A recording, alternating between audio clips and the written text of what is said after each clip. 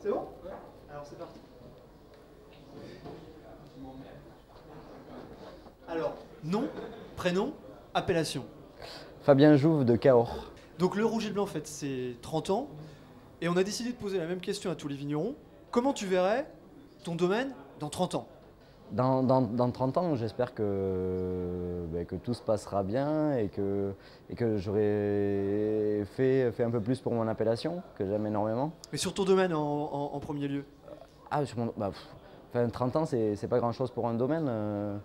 C'est une perpétuelle course vers l'avant.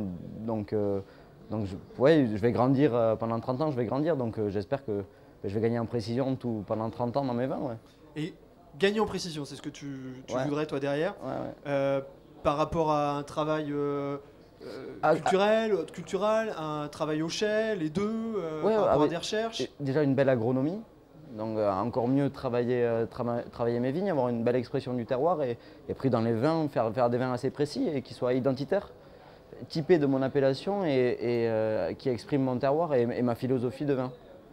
Voilà. Et c'est quoi ta philosophie de vin du coup? Ben, c'est faire des vins avec du raisin et les plus proches du terroir, donc qui expriment bien nos calcaires de Cahors. C'est des vins assez simples mais avec beaucoup de personnalité. Voilà, et assez calcaire, ouais, c'est vrai. J'adore ça, le calcaire. C'est des très beaux terroirs. T'adores le calcaire? Ouais, pour moi, ça exprime des jolies phases de mon cépage, ouais, le Malbec. Ouais. D'accord. Et au niveau de ton appellation, qu'est-ce que tu aimerais, si tu avais un rêve, voir changer dans 30 ans? Mon appellation, je pense, c'est une très grande appellation, encore méconnue du public, mais avec des très grands terroirs. L'un des plus beaux terroirs de France, je pense, sans être prétentieux, mais je pense que dans 30 ans, on sera déjà hiérarchisé, donc en cru, et donc on sera reconnu. Donc dans 30 ans, je pense qu'on sera une très belle appellation, parce que les terroirs le méritent et le cépage est là et c'est un magnifique cépage. Et tu sens qu'il y a une dynamique qui permettra d'arriver à ce que tu souhaites justement dans 30 ans? Oui, exactement, c'est en train de pousser fort là. Il y a un renouveau de l'appellation, ça a passé quelques années très difficiles, mais maintenant il y a plein de jeunes qui arrivent et la nouvelle génération, on va faire bouger les choses et on va retrouver la typicité qui s'est perdue. Voilà. Retrouver la typicité perdue. Ouais. Le goût originel du raisin. Ouais. Pourquoi il s'est perdu ce goût? C'est comme partout en France et dans le monde, c'est le goût. On allait chercher un goût et on n'a pas allé chercher on n'a pas essayé de garder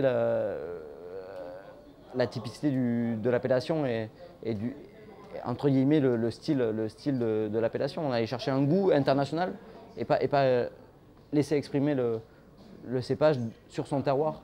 Parce qu'il y a souvent des traits qui sont peut-être désagréables pour certaines personnes, mais qui marquent vraiment une appellation et un terroir.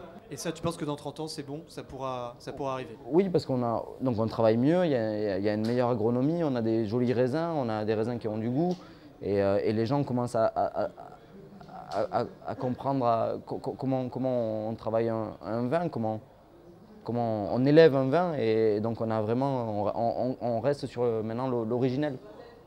Voilà. Et donc oui, dans 30 ans, ça va. Je me fais pas de soucis pour mon appellation. Ouais. Super. Merci beaucoup. De rien.